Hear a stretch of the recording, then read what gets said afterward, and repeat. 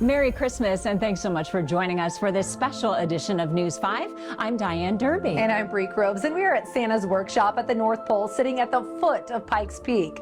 A tradition here at News 5 is spending an hour on Christmas reading some of our favorite holiday books. And through the year, we also spend quite a bit of time talking about our If You Give a Child a Book campaign. Here at KOAA and our parent company, EW Scripts, we believe books can really change a child's story. Having just a small library at home gives students the tools they need to read and break the cycle of poverty. And every year, the Scripps Howard Fund, in partnership with Scholastic, brings books to Title I schools where students can take a book home for free. All of the books given are from donations. And for the next hour, we're going to bring you into some local schools where both school staff and students will be doing the reading. And we want to start with The Big Christmas Bake by Fiona Barker. It will be read by Ms. Jones at Queen Palmer Elementary. Ms. Jones teaches 4th grade, and she tells us she has seen how the If You Give a Child a Book campaign has really changed students' lives, because by giving them a book to take home, they get to fill their house with literature, and it's something they will have forever. On the first day of Christmas, it's time to start to bake. Let's head into the kitchen to make a 12th night cake. The list of what we need is long. Where will we find it all? A partridge brings dried fruit and says he'll give us some friends to call. Next day, 2 speckled doves arrive. In something of a hurry, they make it snow indoors for us, a festive, flowery furry. The 3 ballooning hens float by across the winter skies. Some baking powder is their gift to help the cake to rise. The 4th day, and 4 penguins call with sugar and sweet and good. That's what we need to make the cake taste just the way it should.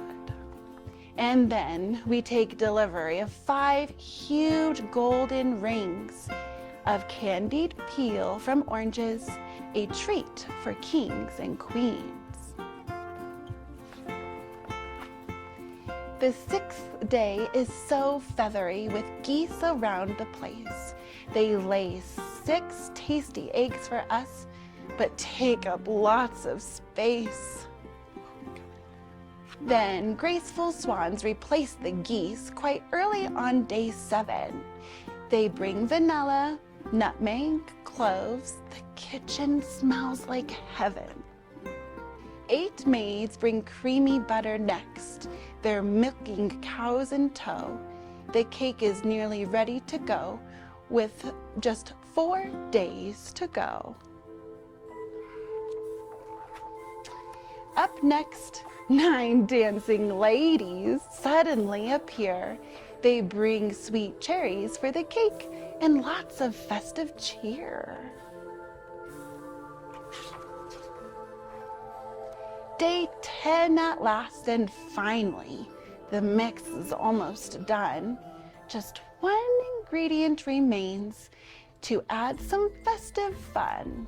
A dried bean goes into the mix, a very special thing. Whoever finds it in their slice will be the 12th night king. 10 lords make their appearance now, a leaping round of the cake. They carry the enormous pan into the stove to bake. The 11th day of Christmas sees lots of pipers piping, with swirls on top of marzipan and fancy candy striping. The tiny secret safe within, all ready for the show. Whose slice will it appear in? It's impossible to know. A drum roll for our Christmas bake. It took 12 days to make. This sensational creation, a towering 12th night cake. And now, at last at dinner time, we get to eat it too. Go carefully when munching though, in case the king or queen is you. Did you know that in some low-income neighborhoods, there is only one book for every 300 kids? And a child who cannot read at grade level by 3rd grade is 4 times less likely to graduate high school. If this child lives in poverty, they are 13 times less likely to graduate. That's why making sure all children have books to read is so important to us. And we spoke with Michael Anderson, who is the principal at West Campus in Colorado Springs. He talked with us about how our If You Give a Child a Book campaign has helped students at his school. It puts books in the hands of children, and it shows really our entire community how important reading is. When we very publicly say that we care about reading and we care so much that we're going to provide you with books, it shows everybody the importance of reading. When the students get to walk into the room and pick out the books, just the magic that happens from them lighting up, getting to have a brand new book and get to take home new books, it is an amazing experience for them. Donating just $12 provides 2 books, and a $30 donation would give 5 books to children right here in our community. To donate to our If You Give a Child a Book campaign, just scan the QR code on your screen or visit scripps.com/fund. And as we head to break, we want to play some Christmas trivia. Did you know that all of Santa's reindeers are female? That's because only female reindeer keep their antlers through the winter. Male reindeer, they shed theirs before mid-December. And here's more of our favorite trivia. See how many of these questions you can get right. The movie Miracle on 34th Street is based on a real-life department store. Which store is it? Oh my gosh. Sears? No. Macy's. Duh. Saks Fifth Avenue? Macy's. I was going to say Macy's. Oh, I've seen it too. Macy's. Can you name all of Santa's reindeer? No. Dancer, Blitzen, Comet, Cupid, Donna, Blitzen,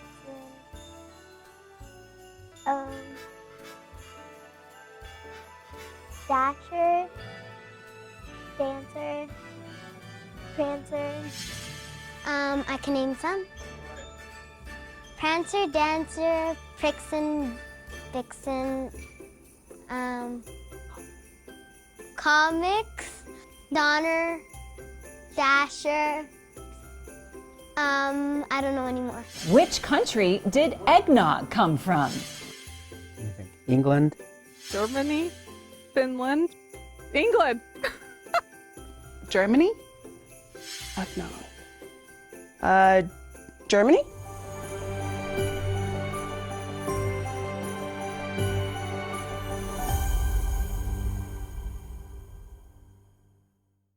Welcome back to this special edition of News 5. We hope you're having a very Merry Christmas. We're spending some time today going inside of area schools to see how much of a difference reading can make in a child's life. We want to take some time going inside West Campus in Colorado Springs, where School Resource Officer Emily McBride will be doing some reading. Emily became a School Resource Officer because she wanted to help out in the community. She says being an SRO gets young children used to police and to not be afraid of them. Here is Emily reading The Littlest Elf, written by Brandy Doherty with the help of a student. Oliver was an elf. He lived with his family in the North Pole. There were many elves in Santa's village, but Oliver was the littlest one. It was Christmas time and Oliver was excited. This year he would discover his special job at one of Santa's workshops. He just needed to visit each shop to see which one was the right fit. At the toy workshop where his mom worked, Oliver tried to make cuddly teddy bears, but he got lost in the huge stuffing pile. Oliver, an elf, asked. Oliver's mom said, "I think you're too little for the toy workshop. Why don't you try helping your dad at the bicycle workshop instead?" So Oliver went to Santa's bicycle workshop. "I'm ready to help," he said. Oliver watched as the elves added wheels and seats and handlebars and bells. But the tools were very big for Oliver's little hands. "Maybe baking's your special job," Oliver's dad told him. "You should visit your brother at the bakery next." Off Oliver went to the bakery. These elves made sugar plum cookies in candy cane squares. But when Oliver tried to stir the cookie dough, "Oliver, look out!" one of the elves shouted. He fell into the giant mixing bowl. "Sorry, Ollie," his brother said. "You're too little for the bakery. Maybe your special job is in the bookmaker's shop."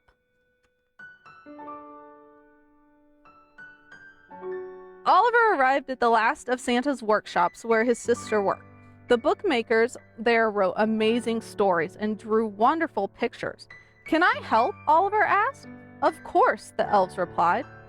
But the ink pot was kind of tough to reach, and the stack of papers was very tall. "Oh, Ollie," his sister cried. "Bookmaking was harder and messier than it looked."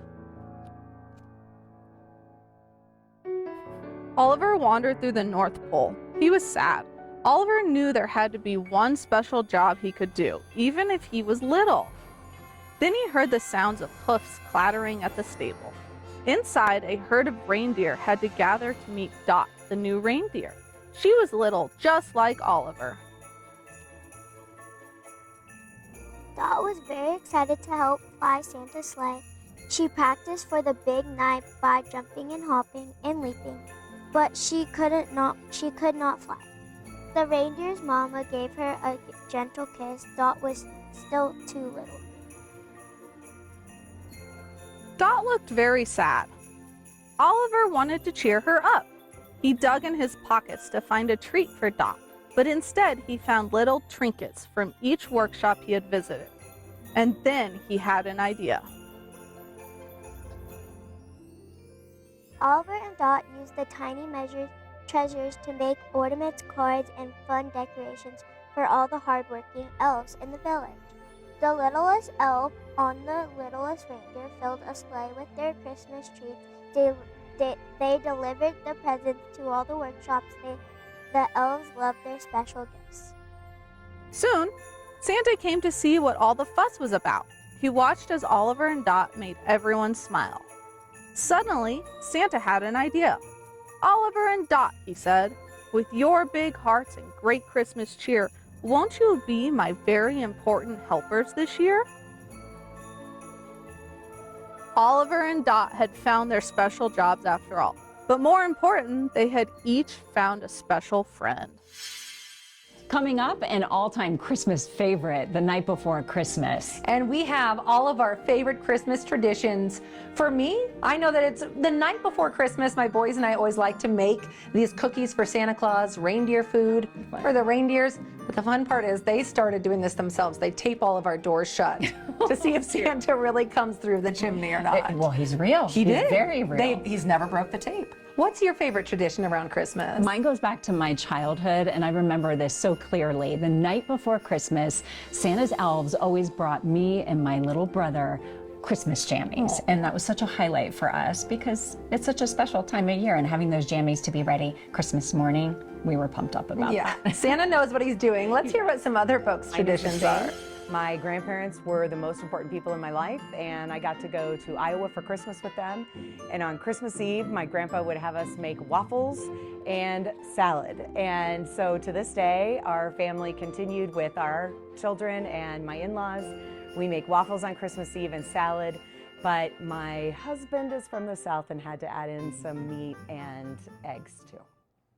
Welcome back. Now to an all-time favorite Christmas book, The Night Before Christmas. It is read in so many homes every Christmas season. The Night Before Christmas is written by Clement Moore. Enjoy. 'Twas the night before Christmas, and all through the house, not a creature was stirring, not even a mouse. The stockings were hung by the chimney with care in hopes that St. Nicholas soon would be there. The children were nestled all snug in their beds, while visions of sugar plums danced in their heads. And Mama in her kerchief, and I in my cap, had just settled down for a long winter's nap. When out on the lawn there across such a clatter, I sprang from my bed to see what was the matter. Away to the window I flew like a flash, tore open the shutters, threw up the sash. The moon of the breast of the noon falling snow gave a luster of midday to objects below. When while wandering my eyes should appear but a middle sleigh and 8 tiny reindeer. With a little old driver, so lively and quick, I knew in a minute it must be Saint Nick. As dry leaves that before the wild hurricane fly, when they meet an obstacle, mount to the sky. So up to the housetop the coursers they flew, with a sleigh full of toys, and St. Nicholas too. And then in a twinkle, I heard on the roof the prancing and pawing of each little hoof. As I drew in my head, was turning around, down the chimney, St. Nicholas came with a bound. More rapid than eagles, his coursers they came, and he whistled and shouted and called them by name. Now Dasher, Now Dancer, Now Prancer and Vixen. On Cupid, on Donner and Blitzen. To the top of the porch, to the top of the wall, now dash away all. As dry leaves that before the wild hurricane fly, when they met with an obstacle, amount to the sky. So up to the housetop, the coursers they flew, with a sleigh full of toys, that St. Nicholas too. and then in a twinkle I heard on the roof the prancing and pawing of each little hoof. As I drew in my head and was turning around, down the chimney, St. Nicholas came with a bound. He was dressed all in fur, from his head to his foot, and his clothes were all drenched with ashes and soot. A bundle of toys he had flung on his back, and he looked like a peddler just opening his pack. His eyes, how they twinkled, his dimples, how merry. His cheeks were like roses, his nose like a cherry. His droll little mouth was drawn up like a bow, and the beard on his chin was as white as snow. The stump of a pipe he held tight in his teeth, and the smoke, it encircled his head like a wreath. He had a broad face and a little round belly that shook when he laughed like a bowl full of jelly. He was chubby and plump, and right jolly old elf, and I laughed when I saw him, in spite of myself. A wink of his eye and a twist of his head soon gave me to know I had nothing to dread. He spoke not a word, but went straight to his work, and filled all the stockings, then turned with a jerk, laying a finger aside of his nose, and giving a nod, up the chimney he rode. he sprang to his sleigh, to the team gave a whistle, and then away they all flew like the down of a thistle. But I heard him exclaim as he drove out of sight, Happy Christmas to all, and to all a good night. Merry Christmas, and thank you for staying with us for this second half hour of our News 5 Special Edition. I'm Bree Groves. And I'm Diane Derby. We are at Santa's workshop at the North Pole, sitting at the foot of Pikes Peak. A tradition here at News 5 is spending an hour on Christmas reading some of our favorite holiday books. Through the year, we also spend quite a bit of time talking about our If You Give a Child a Book campaign. Here at KOAA and our parent company, EW Scripts, we believe books can really change a child's story. Just having a small library at home gives students the tools they need to read and break the cycle of poverty. And every year, the Scripps Howard Fund, in partnership with Scholastic, brings book fairs to Title I schools where students can take a book home for free. All the books given are from donations, and there are 25 million children in the United States who cannot read proficiently. Now, a child growing up in a home with no books, on average, is 3 years behind academically, compared to children in homes with plenty of books. A child who lives in a home with 25 books will on average complete 2 more years of school than a child from a home without any books at all. And that is why it is so important to get books into the hands of our children. So we are spending this hour going inside of local schools and having both staff and students read some holiday favorites. Kamara Bowens is a library technician at Carmel Community School, and she tells us she does this job because she had a dad who worked in education, and that really had an impact on her. And she says she has seen how the If You Give a Child a Book campaign has really changed students' lives because of the motivation that it gives them to read, especially when it comes to topics they're interested in. Here is Kamara reading Legend of the Christmas Cookie, written by Dandy Daly McCall. In the distance, Jack heard the lonely cry of a train whistle. He leaned into the icy wind and crossed the railroad tracks towards home. Home, their house hadn't felt like home since Jack's dad had hopped a freight train west to find work. Now on Christmas Eve, word came to Dad couldn't make it home for Christmas. As Jack stepped inside, the heavy scent of sweet bread and licorice wafted from the kitchen. Cookies! But it couldn't be. Mom put every penny Dad sent home straight into the cookie jar. There hadn't been a single cookie in that jar for over a year. Jack, Mom called. She was in the kitchen stirring something in a giant bowl. You're really making cookies? Jack couldn't believe it. His mother smiled weakly. They're for the needy. Jack tried to hide his disappointment. He'd been feeling pretty needy himself lately. Unpacked the cookies boards, Jack and his mother, not missing a beat, on the dough. Jack unwrapped the carved wooden shapes: shepherd, star, camel, king, man, woman, kneeling, baby, and a cross. The last mold was an angel the size of his hand. It's so big, Jack exclaimed. He could make a cookie like that and last a whole week. Jack's mother helped him roll the dough into a smooth oval. It was hard work. Why are we going to so much trouble to make cookies? People are just going to eat anyway, Jack asked. His mom picked up the big angel mold and dusted it with flour. Maybe it's time you heard why people first started making Christmas cookies. Jack watched as his mother pressed the angel board into dough. The story goes back hundreds of years, she began, back to the Middle Ages.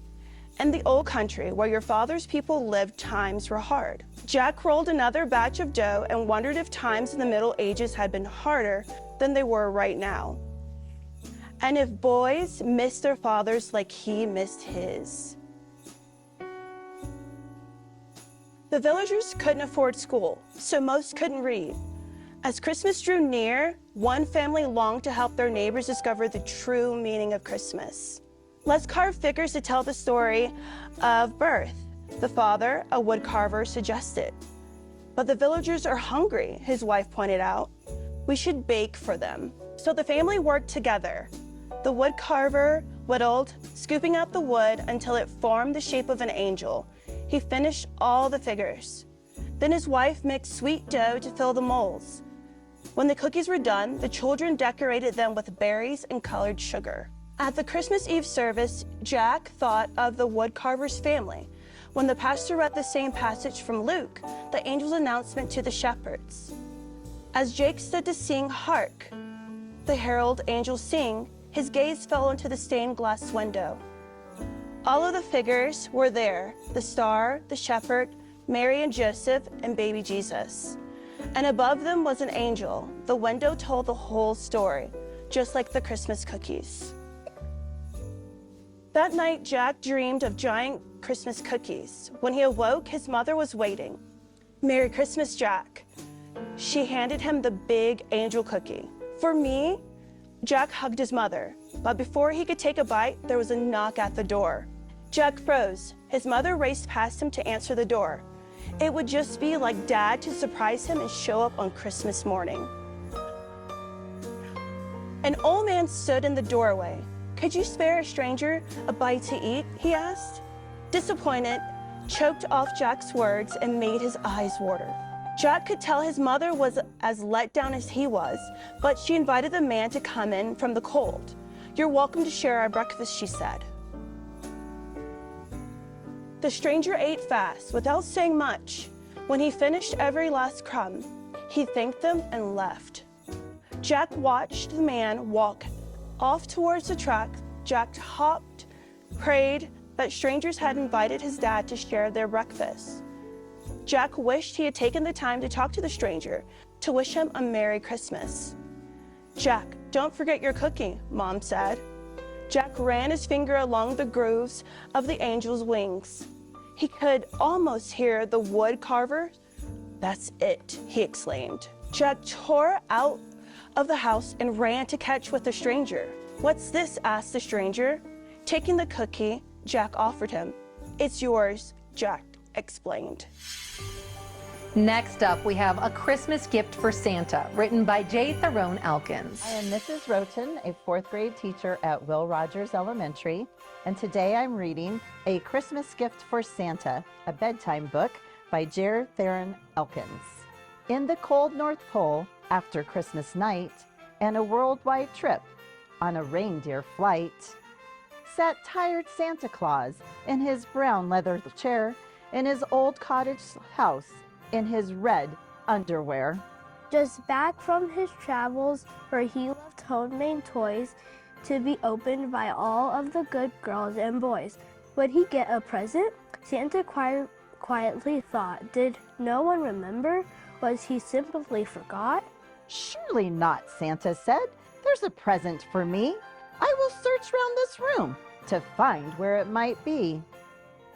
By the fire was his hat. On the ledge was his suit.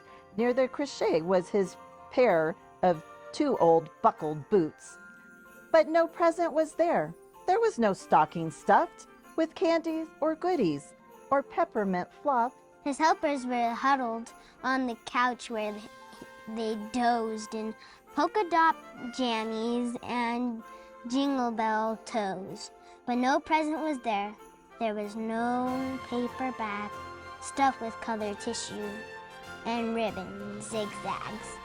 His reindeer were snuggled at the base of the tree, snoring carols of Christmas as content as can be. But no present was there. There was no box and bow with bright shiny paper from the twinkle light's glow. Then at last, but the bed, the near light was a note. In the note were the words that Mrs. Claus wrote. "Merry Christmas, my dear. I am so proud of you. I love you so much and adore what you do." Santa's face looked excited as he tore off the wrap and discovered his present was a knitted nightcap. "Oh, thank you," Santa said Santa. "I was not forgot. This nightcap is jolly and a wonderful thought." After saying his thanks, Santa said a short prayer. Then he slid into bed and he reached for his bear. And his eyes slowly closed once he turned off the light. Santa whispered at last, "Merry Christmas, sleep tight." Welcome back to this special edition of News 5. We are spending some time going inside local schools to read some favorite Christmas books. And next up, one of my very favorites as a kid and one I love to read to my own boys, The Berenstain Bears Christmas Tree by Stan and Jan Berenstein. This is Mrs. Marquardt from Manitou Springs Elementary 4th grade class, and today we're reading The Berenstain Bears Christmas Tree by Stan and Jan Berenstein with Mike Berenstein.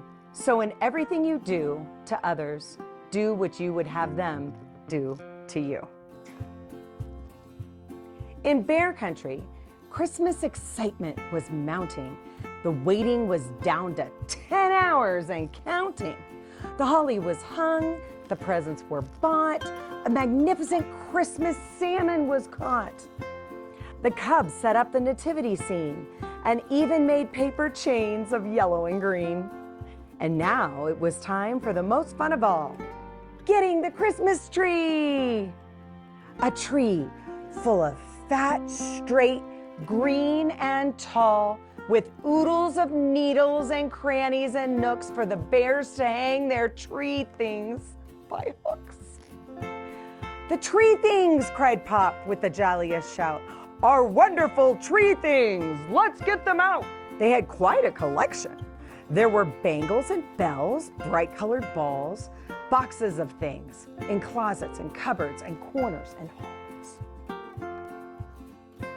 There were some that were bear looms saved year after year, a miniature sled with tiny reindeer, their nativity scene with baby Jesus so dear, string of bright beads to hang in festoons, a musical bear that sang Christmassy tunes. But the bears' finest tree thing, their finest by far, was the thing for the top their Christmas tree star. It had 18 points and was so glittery and bright that only the first Christmas star could dim its bright light. "What an array! What a display!" Papa Bear bragged, quite carried away. "What a grand and glorious sight it will be when we hang all this stuff on our Christmas tree. Why, bears come from near and far to see how Christmassy we are." So all the bears needed now, don't you see? All they needed now was a tree. A tree straight and tall, fine, full, and fat. "Come, cubs," said Papa, and he put on his hat. "Now be sure to dress warmly," said wise Mama Bear. "There's more than a hint of snow in the air.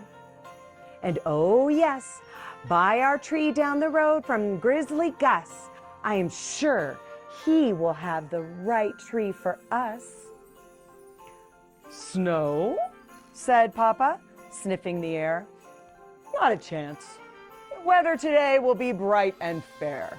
I always can tell if it's going to snow by a sharp shooting pain in my left big toe. As for Gus and those trees lying in stacks, not for us," Papa said, and he took up his axe. "But Papa," said Brother, "Mama knows best.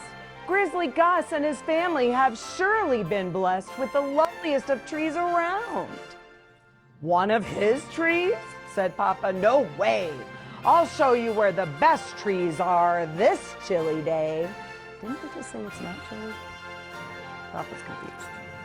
Now, brother and sister usually did what Mom said, but not Papa. He did whatever came into his head. And a fine fat tree is what came into his head that particular Christmas. No matter what, no matter where, if it means going down to the Panama Isthmus, if it means climbing up to the top of Pikes Peak, I will find it, he said, if it takes us a week. But Christmas, said Sis, is just hours away. We must find our Christmas tree today. Christmas Eve services and the nativity play. But Pop didn't hear. By now, he was really quite carried away. He was forgetting something that day, that Christmas is more than a show and display, more than just tinsel and pink plastic stars and stuffing yourself with sugar nut bars. There was something important that he was forgetting. Christmas is for giving. It isn't forgetting. This was time to be thinking of others, mamas, papas, sisters, brothers. A time to think of each other, neighbor and friend, of Jesus' birth and God's love with no end.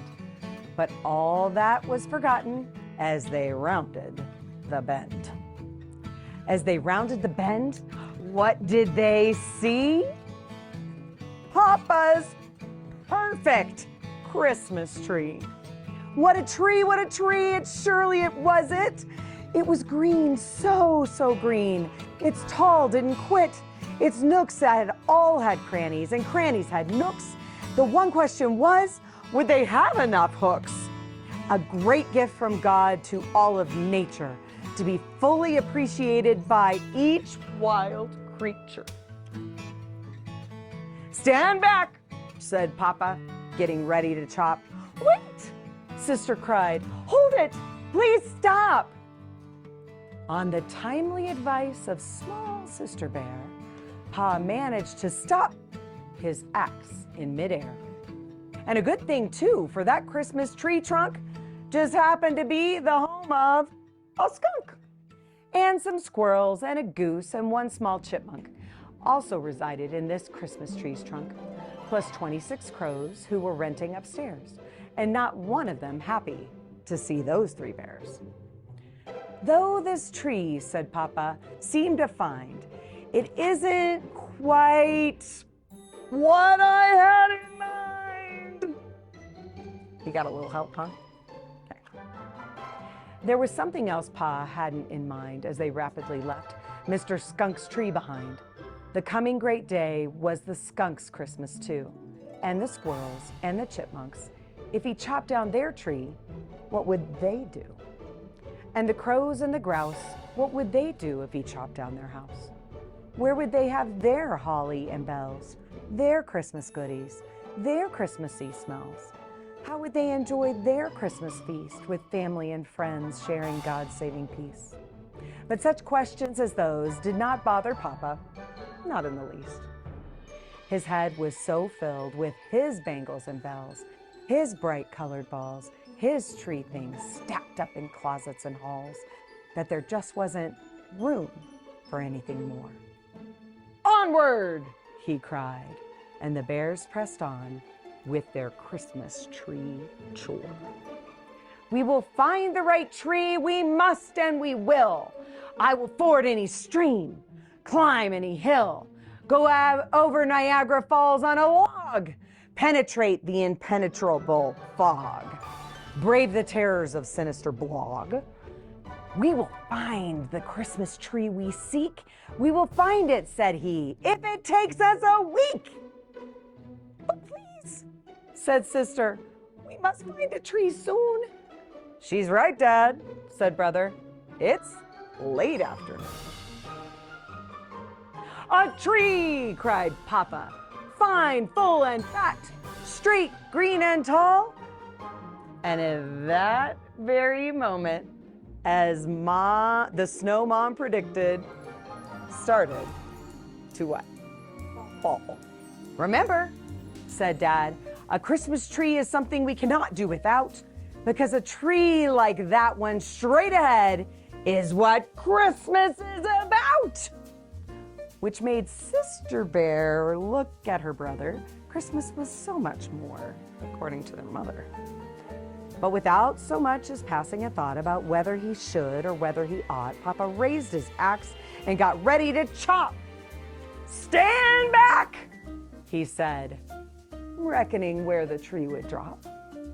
It was quite a fine tree, sedate and tall, graceful and regal.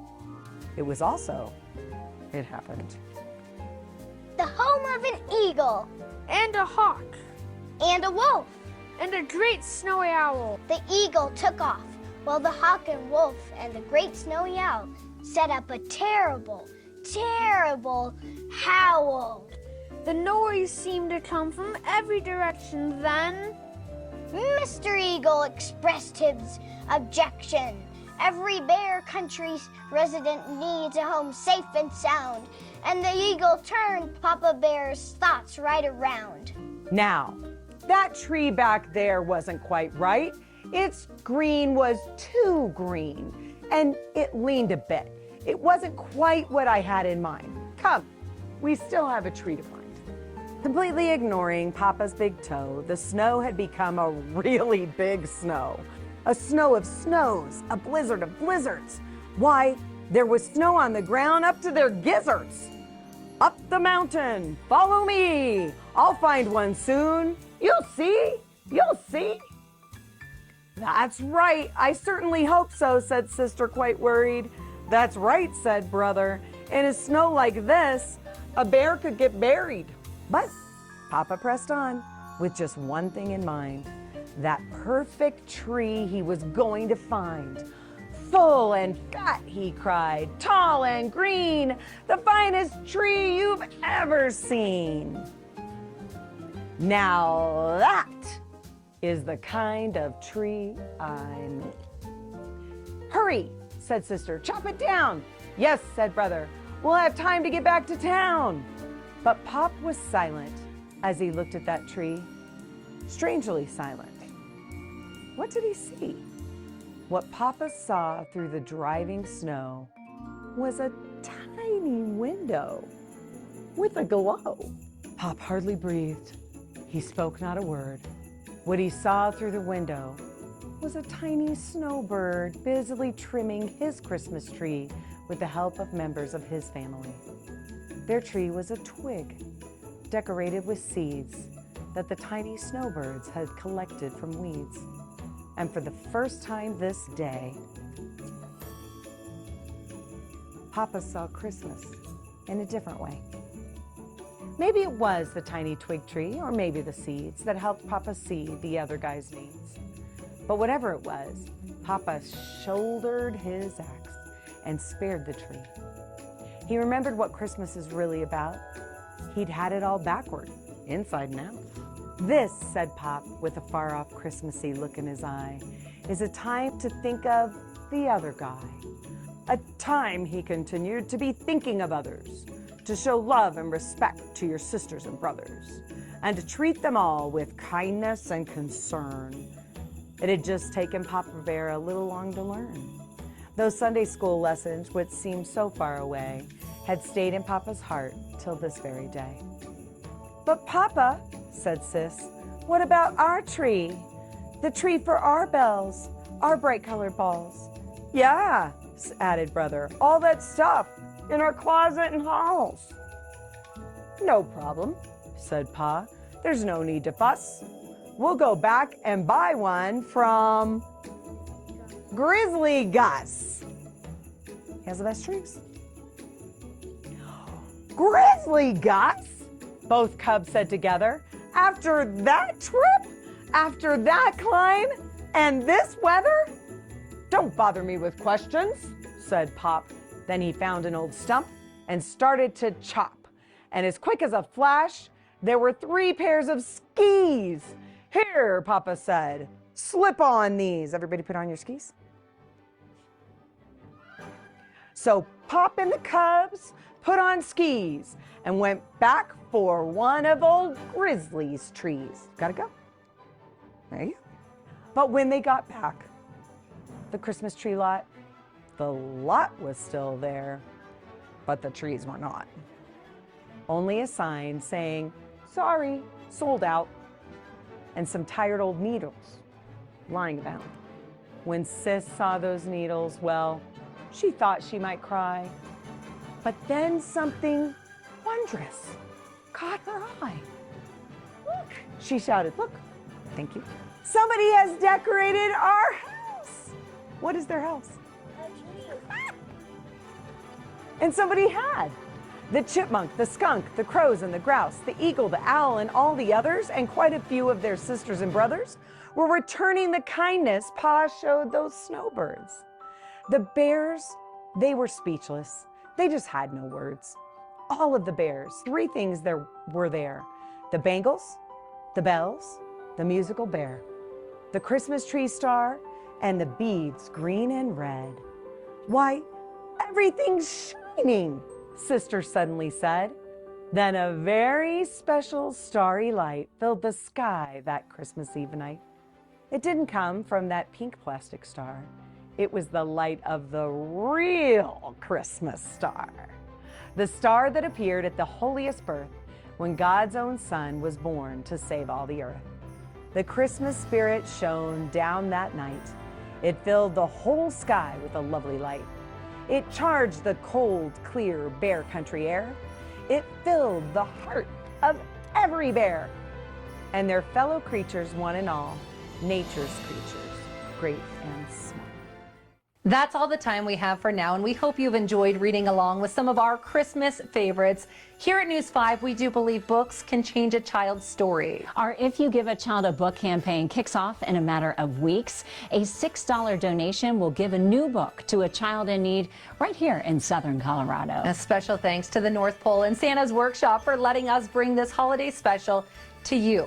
And from all of us here at KOAA, Merry Christmas.